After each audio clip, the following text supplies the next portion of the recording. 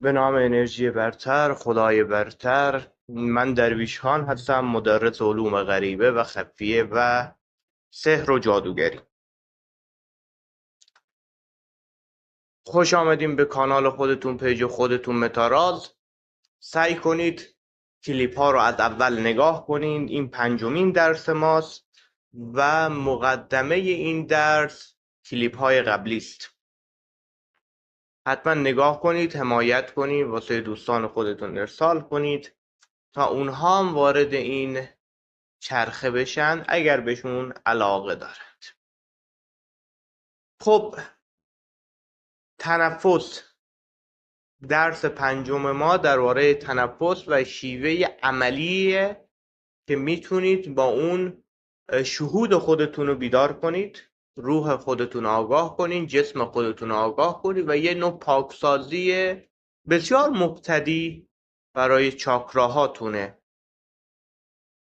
خب، این روش اول و بسیار مبتدیه و برای 21 شبه. اگر از نظر شما این سبک خیلی مبتدی است، خیلی مقدماتی است، باز هم از نظر بنده اینه که شما اینو دوباره آزمایش کنید، با همین سبک و سیاقی که من میگم انجام بدید. ما یه تمرینی درباره رویا داشتیم و یادداشت کردن رویا. به چه دلیلی؟ خب، توی تنفس ما یه بخشیش هم از اون درس اعمال میکنیم تا بدن عادت. حتما کلیپ های قبلی رو نگاه.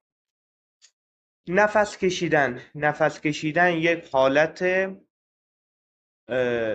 معمولی داره که بدن انسان داره اونو انجام میده. خب، این برای بقای جسمی است. نفس‌های عمیق برای بقای روح و روان است، بقای انرژی درونی است.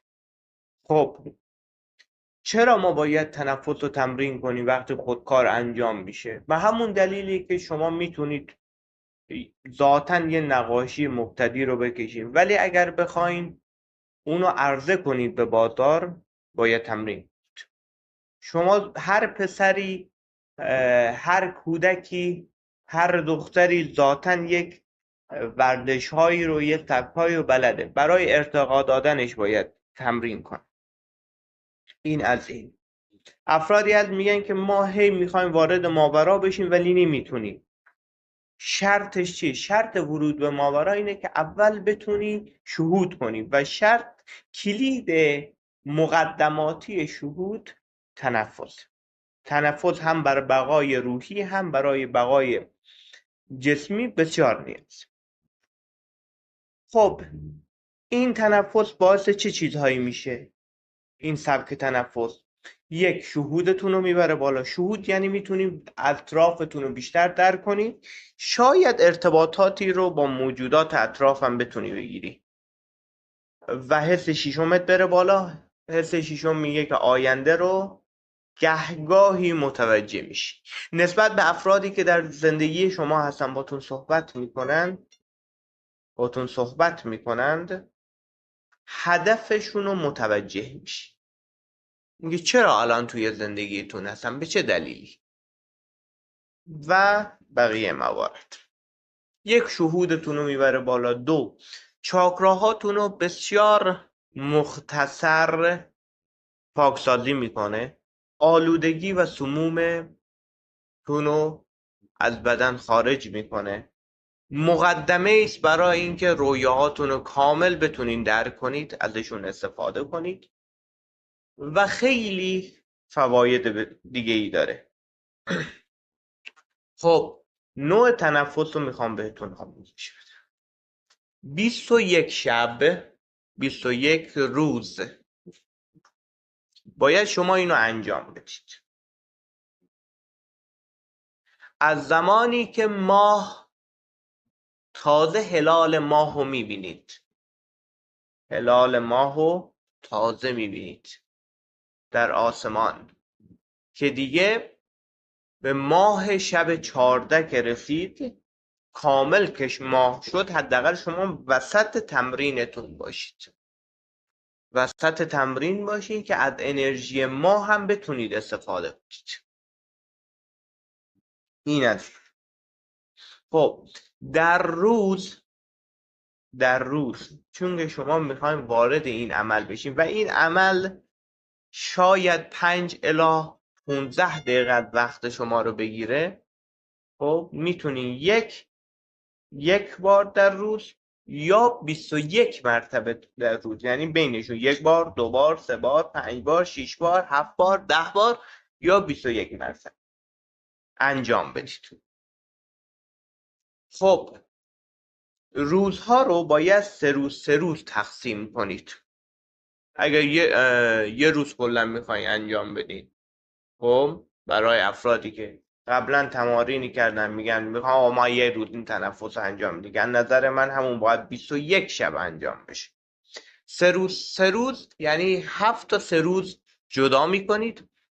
3 روز اول میگه آقا من نفسم کم میاد، نمیتونم زیاد انجام بدم، تعداد نفساتون رو کم میکنی، مثلا 3 تا 7 یا 1 تا 3 بار انجامش میدی.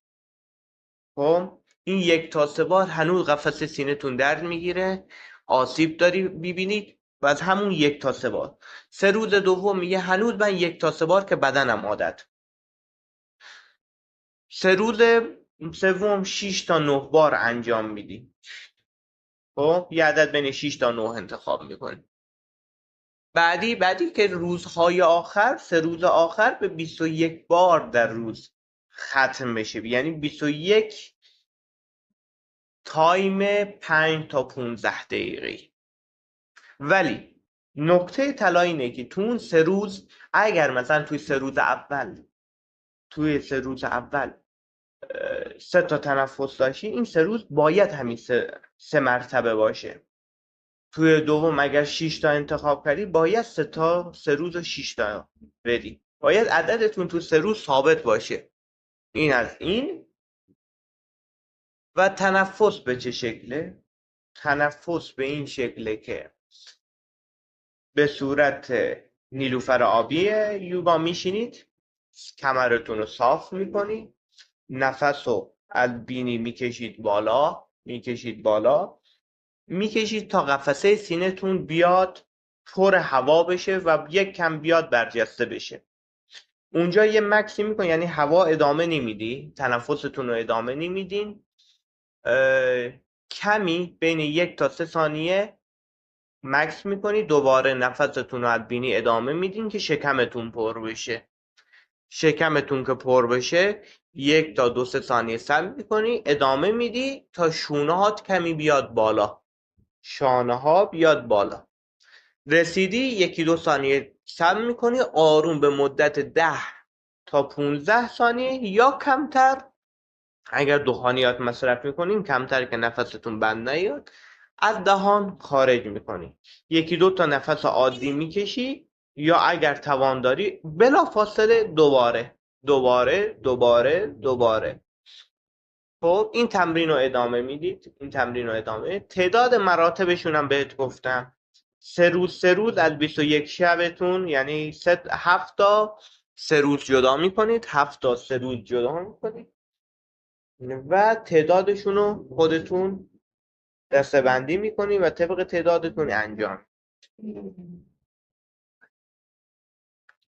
تمرین که میکنید رویاهاتون هم حتما یادداشت کنید و در روز هم حداقل بگین که من بیدارم، ساعتتون رو خوب کنید.